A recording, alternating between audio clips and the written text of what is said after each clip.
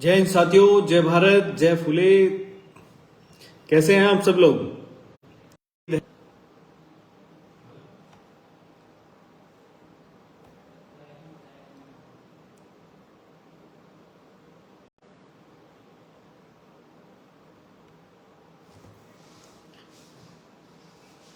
जय फुले साथियों, जय हिंद, जय भारत। आप सब लोग स्वस्थ होंगे, मस्त होंगे और अपने अपने क्षेत्र में एक बहुत बड़ा काम कर रहे होंगे। साथियों, आज लाइव आने का उद्देश्य बहुत बड़ा है, इसलिए मैं आप सभी भाइयों से निवेदन करूंगा कि जल्द से जल्द सभी क्रांतिकारी साथियों को जोड़ने का काम करें। उम्मीद करता हूं कि आप सारे भाई फटाक से जुड़ जाएंगे और एक बहुत बड़े विषय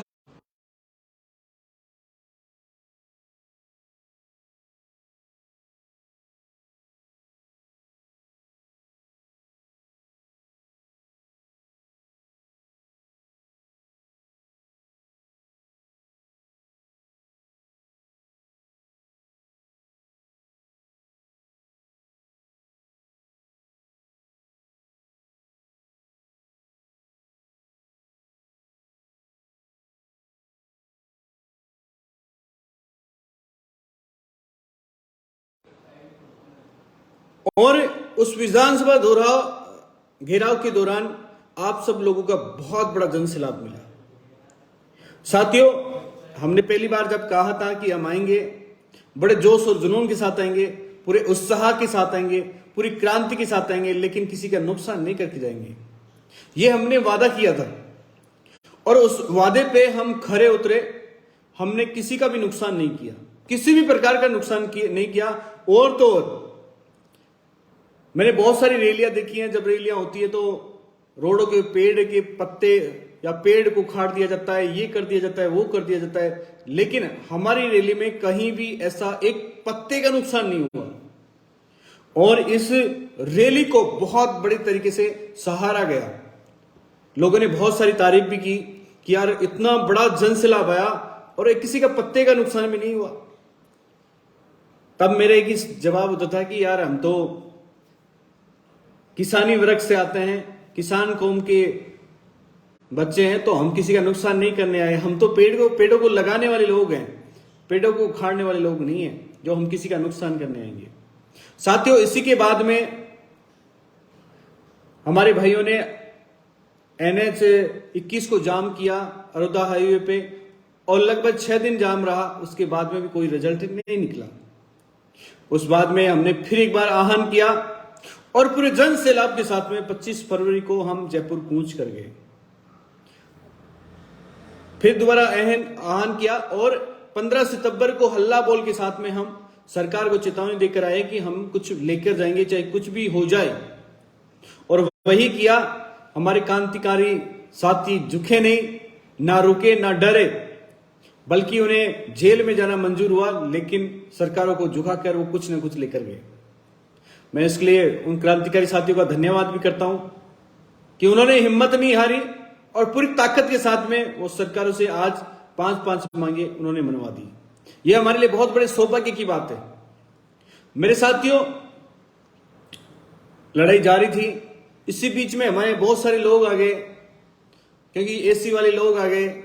अब एसी वालों ने कभी संघर्ष तो नहीं किया, लेकिन हम लोग भोले हैं जो इधर उधर घूमते रहते हैं, हमने उनका भी स्वागत किया। लेकिन मैं आज आपसे एक सवाल पूछना चाहता हूं, आप भाइयों से दिल और दिमाग से पूछना चाहता हूं। जब आपकी एक बहन को जिंदा जला दिया जाता है, तब ये एसी वाले लोग कहां चले जाते हैं? तब क्यों नहीं आते आपके बीच में? क्यों नहीं आते? और आप क्यों नहीं सवाल करते इनसे कि जब हमारी एक बहन को जिंदा जला दिया जाता है तब कोई नहीं आता? हमारी एक बहन का रेप कर दिया जाता है जो 11 साल की होती है, उसके लिए क्यों नहीं आते लोग आगे?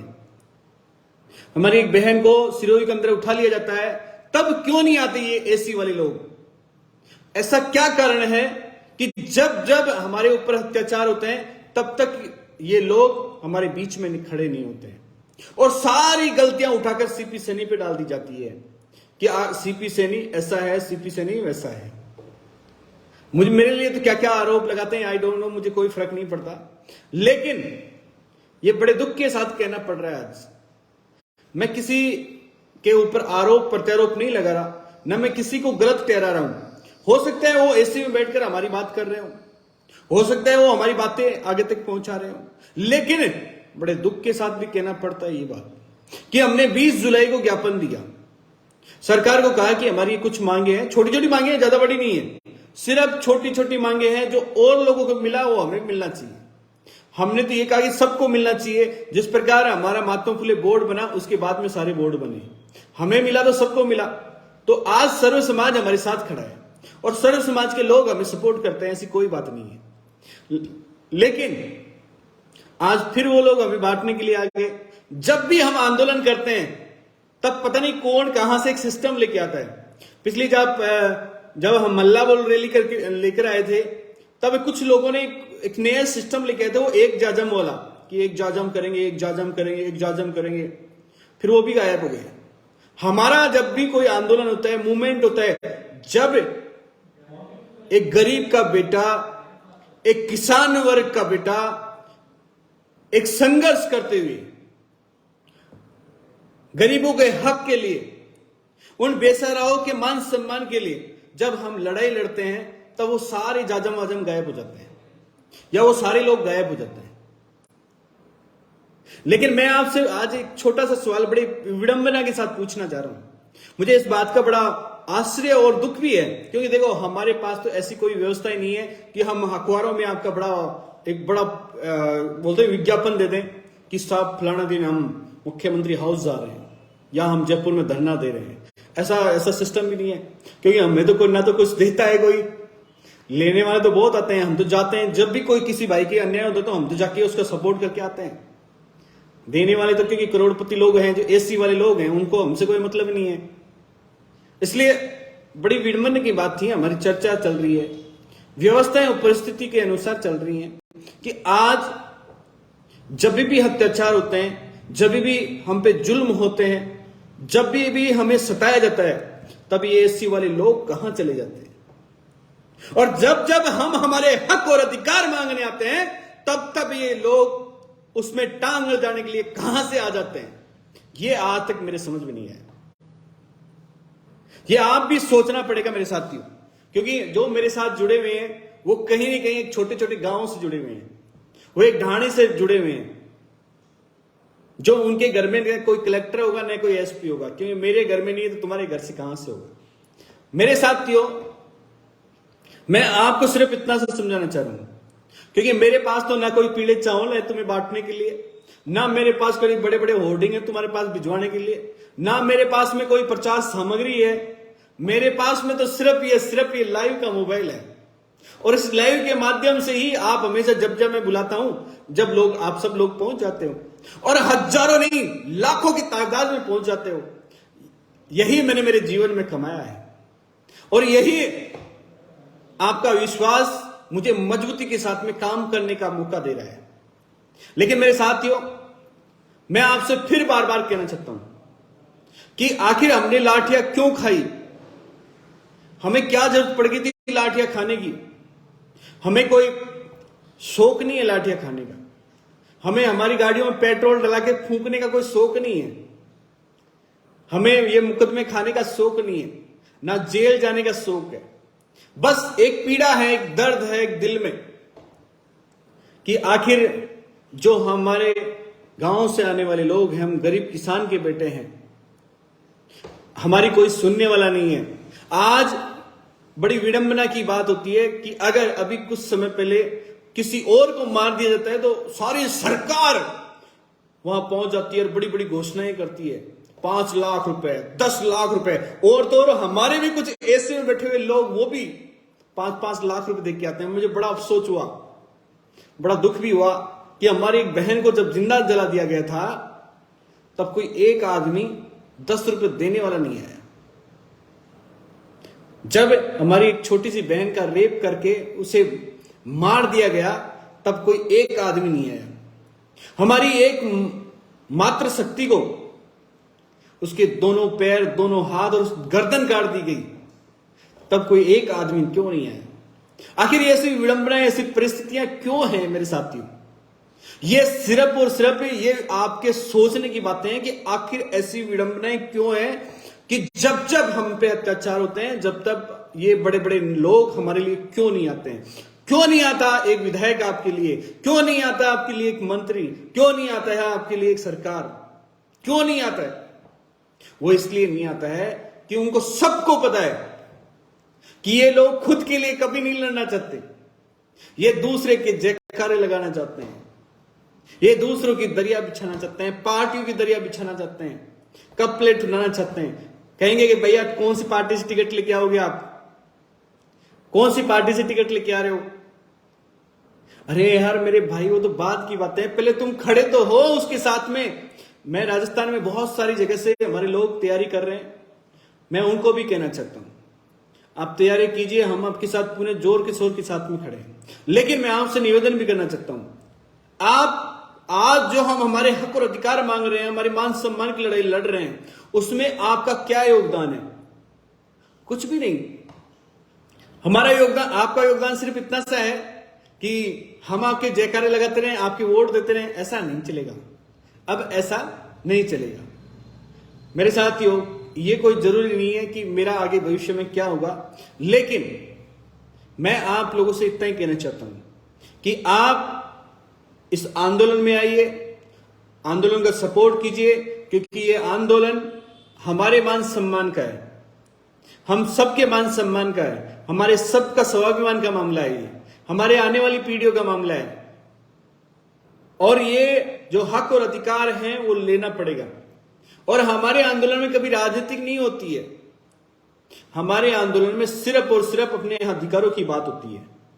मैं आप सभी लोगों का फिर एक बार स्वागत करता हूं, हार्दिक अभिनंदन करता हूं। और जितने भी युवा साथी मुझे देख रहे हैं, मैं उनसे भी रिक्वेस्ट और बार बार रिक्वेस्ट करता हूं कि आपके पास में जो सोशल मीडिया पे जो प्लेटफॉर्म है, चाहे वो व्हाट्सएप ग्रुप्स हो, चाहे वो फेसबुक ग्रुप्स हो, या और भी सिस्टम जो भी आप चलाते हैं, ट्विटर, टेलीग्राम जो भी है, वहां पर इस वीडियो को ज्यादा से ज्यादा शेयर करें और ज्यादा से ज्यादा लोगों तक पहुंचाने का काम करें। मैं आपको फिर बता रहा हूं कि हम 10 अगस्त को जयपुर कूच कर रहे हैं, और जयपुर इसलिए आ रहे हैं, सिर्फ और सिर्फ हमारे अधिकारों के लिए आ रहे हैं। हम किसी के दरिया बिछाने नहीं आ रहे, हम किसी के जयकारे लगाने नहीं आ रहे, ना ही हम किसी के तलवे चाटने आ रहे हैं। हम आ रहे हैं सिर्फ और सिर्फ हमारे हक और अधिकारों के लिए, हमारे मान सम्मान के लिए, हमारे स्वाभिमान के लिए और हमारी आने वाली पीढ़ी के लिए। इसलिए यह बात विशेष ध्यान रखें कि जिस तरह हमने जब विधानसभा घेराव करके गए थे, उसी तरह हमें आना है। हमें यहां किसी के पत्ते का नुकसान भी नहीं करके जाना है। कोई भी व्यक्ति ये नहीं कहे कि उन लोगों ने ये नुकसान करके गए। पूर्व में भी हमने कभी किसी का नुकसान नहीं किया, लेकिन निर्दयी सरकारों ने, निर्दयी प्रशासन ने हमें उकसाया, हमारे साथ अन्याय किया, हमारे साथ लाठीचार्ज किया, हमारे साथ सब कुछ किया उन्होंने। लेकिन आज तक हम उप तक नहीं कर रहे। सिर्फ और सिर्फ क्यों नहीं कर रहे, वो वक्त की बात है, वो वक्त बताएगा कि हम चुप क्यों बैठे हैं। इसलिए मेरे भाइयों, मैं आपको सिर्फ इतना सा कहना चाहता हूं, आज आप सभी लोग अपने सोशल मीडिया के माध्यम से ज्यादा 10 अगस्त का प्रचार करें। आपके पास में ट्विटर हो, फेसबुक हो, इंस्टाग्राम हो, जहां भी है, जहां भी आपकी जो ताकत है, वहां तक लोगों तक मैसेज आप पहुंचाएंगे कि हमें जयपुर चलना है। और जयपुर, ये आंदोलन हमें अहिंसात्मक करना है, गांधीवादी तरीके से करना है, शांति प्रिय से करना है। हमें यहां आकर बैठना है। जिस भाई के ये दिमाग में ख्याल हो कि मैं वहां जाके हुड़दंग करूंगा, तो उस भाई को मैं साफ शब्दों में चेतावनी देना चाहता हूं कि आपकी हमें यहां पे कोई आवश्यकता नहीं है। मैं हाथ जोड़कर आपसे निवेदन करता हूं, हमें यहां पर सिर्फ और सिर्फ अपने हक और अधिकारों के लिए आ रहे हैं। पिछली बार जो हमने गलतियां की हैं, जो पूर्व में हमने गलतियां की हैं, वो गलतियां हम कभी वापस नहीं दोहराना चाहते हैं। याद रखना, जो ताकत बैठने में होती है, वो ताकत किसी में नहीं होती है। लड़ झगड़ कर कुछ घंटों में खत्म हो जाएंगे, लेकिन जब हम प्यार से, शांति से, अहिंसात्मक तरीके से बैठे रहेंगे, तो कोई भी ताकत नहीं है जो आपको उठा दे वहां से। जब तक बैठे रहेंगे, जब तक सरकारें सुन नहीं लेती। इसलिए मेरे साथियों, मैं आप सभी से बार बार अनुरोध करता हूं, निवेदन करता हूं कि हमें हमारे हक और अधिकारों के लिए, हमारे मान सम्मान के लिए आपको जयपुर कूच करना है। उसकी तैयारियां चालू कर दें। 6 तारीख को हमारी एक मीटिंग होने वाली है। उस मीटिंग के अंदर हम बहुत सारी चर्चाएं करने वाले हैं और उन चर्चाओं के माध्यम से हम आगे का आपको प्रारूप बताएंगे, प्लान बताएंगे कि हमारा क्या और कैसे रहेगा।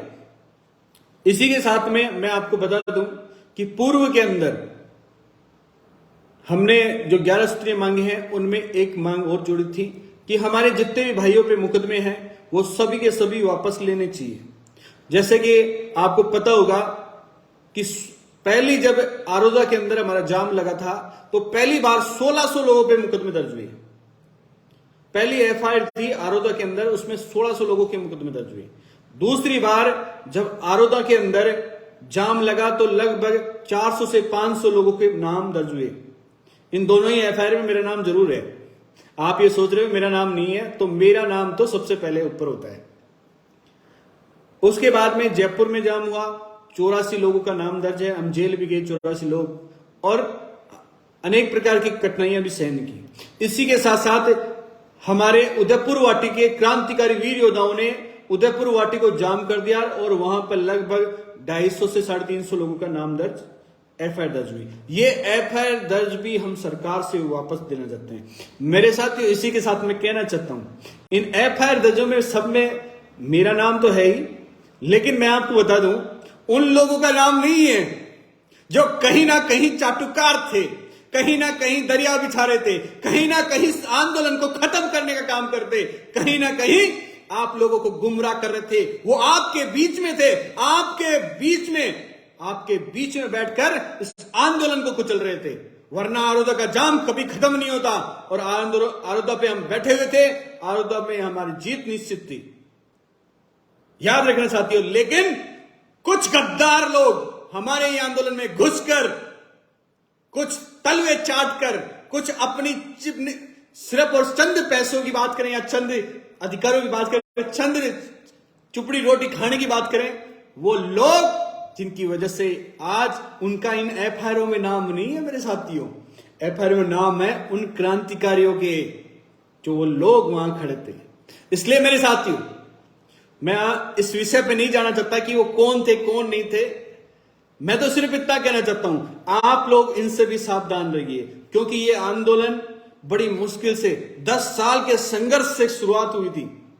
ये 10 साल का संघर्ष करने के बाद में यहां तक पहुंचे हैं। आपके विश्वास को जीतने के लिए हमने 10 साल खपा दिए। आप ये सोचिए, एक युवा के ऊपर इतनी बड़ी जिम्मेदारी होती है। आज मैं एक युवा हूं और मेरे ऊपर इतनी बड़ी जिम्मेदारी है। मेरी आने वाली पीढ़ियों की जिम्मेदारी है, मेरे वर्तमान की जिम्मेदारी है, मेरे माता पिता की जिम्मेदारी है। लेकिन इस उम्र के अंदर सारा काम छोड़ के मैं आपके बीच में खड़ा हूं और मुझे क्या मिला?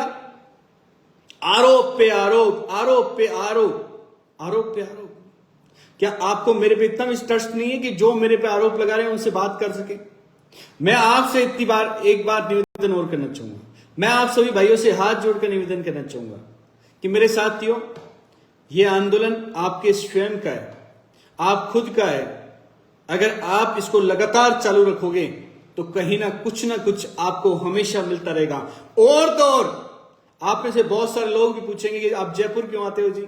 अरे हम जयपुर इसलिए आते हैं, जिंदा होने का सबूत देते हैं।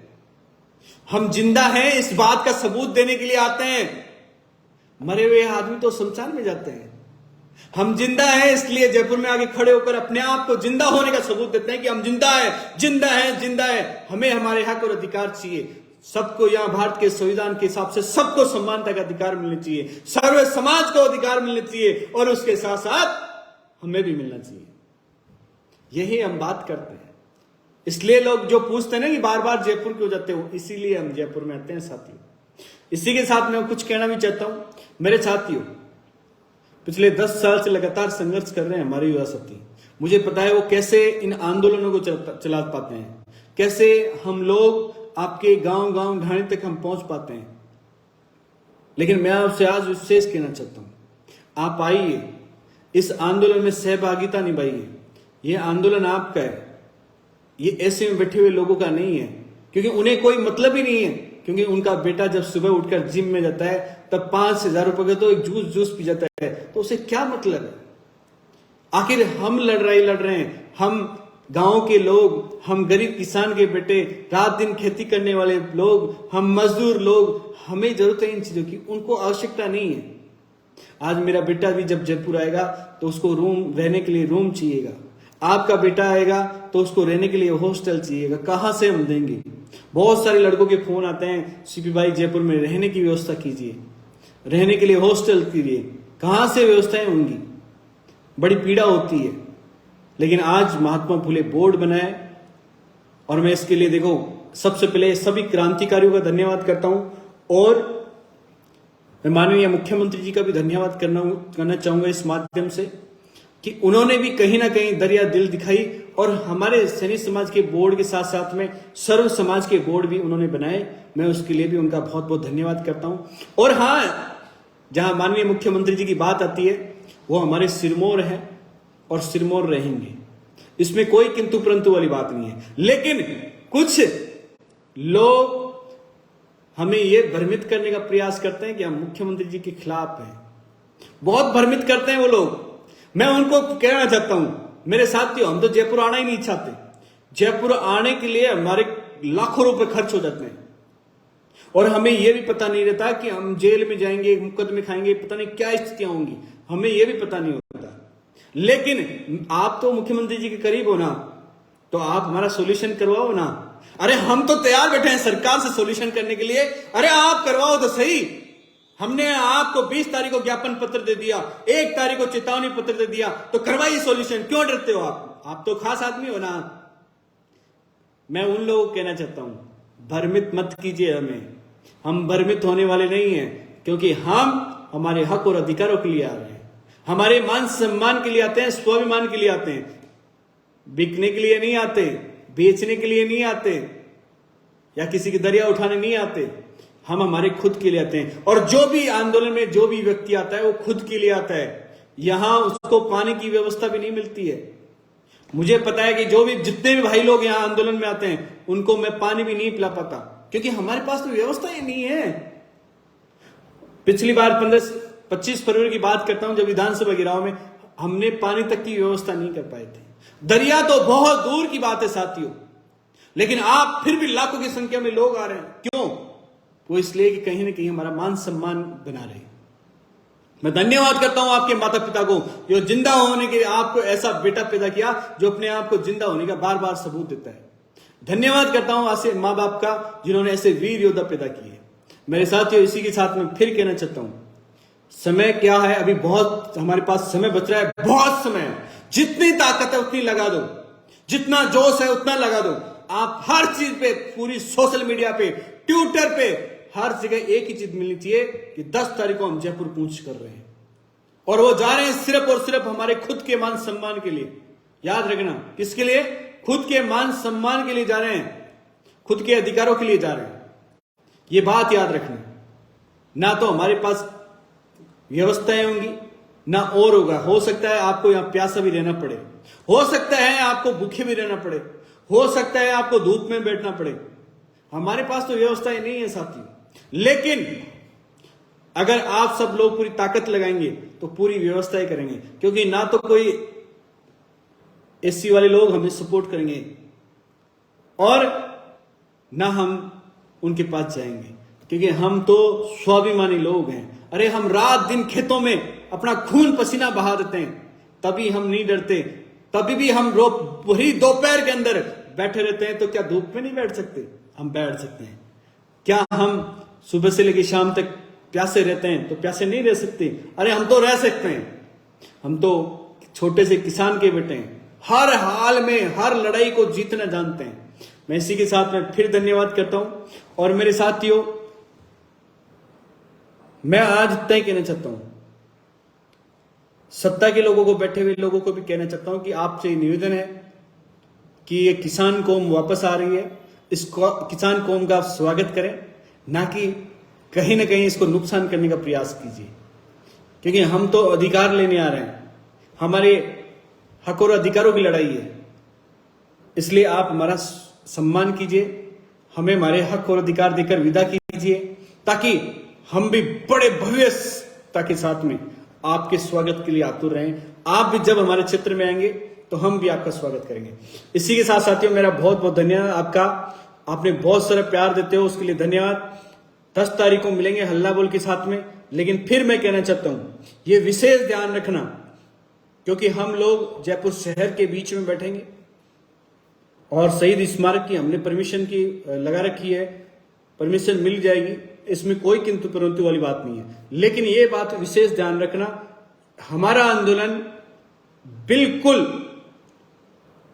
शांति प्रिय है, अहिंसात्मक है और गांधीवादी तरीके से है। इसलिए शांति से हमें बैठना है।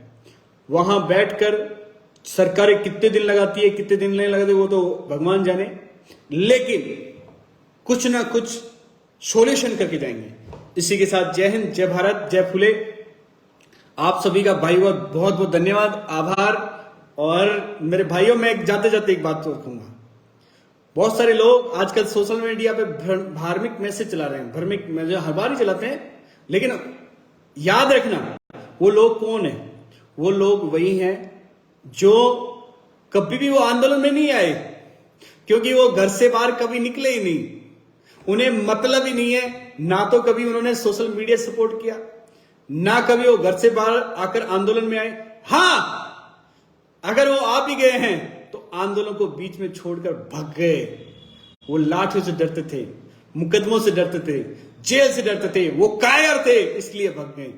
अरे हम तो शेर दिल के थे, इसलिए दबंग तरीके से खड़े हैं यहां पे। इसलिए शेर बनो। ध्यान रखना, बकरे की बलि दी जाती है, शेर की बलि नहीं दी जाती है। इसलिए मैं आप तमाम साथियों को कहना चाहता हूं, पूरे जोश और जुनून के साथ डटे रहिए, पूरे होश के साथ डटे रहिए। हमें सब कुछ मिलेगा, समय लग सकता है, लेकिन जीत हमारी निश्चित है। इसी के साथ जय हिंद, जय भारत, जय फुले। तमाम साथियों से फिर मिलते हैं जल्दी, और 6 तारीख की मीटिंग के बाद में फिर एक बार मैं आपको बताऊंगा कि क्या हम कर सकते हैं, बेहतरीन क्या करेंगे। और मैं सभी भाइयों को कहना चाहता हूं कि ये सोशल मीडिया एक बहुत बड़ा प्लेटफॉर्म है। इसी के माध्यम से आप वीडियो को ज्यादा से ज्यादा शेयर करें, सब लोगों तक पहुंचाएं, ताकि उन लोगों तक सारी रणनीतियां पहुंचती रहे और आंदोलन को नई दिशा और दशा प्रदान होती रहे। इसी के साथ जय हिंद, जय भारत और जय फुले।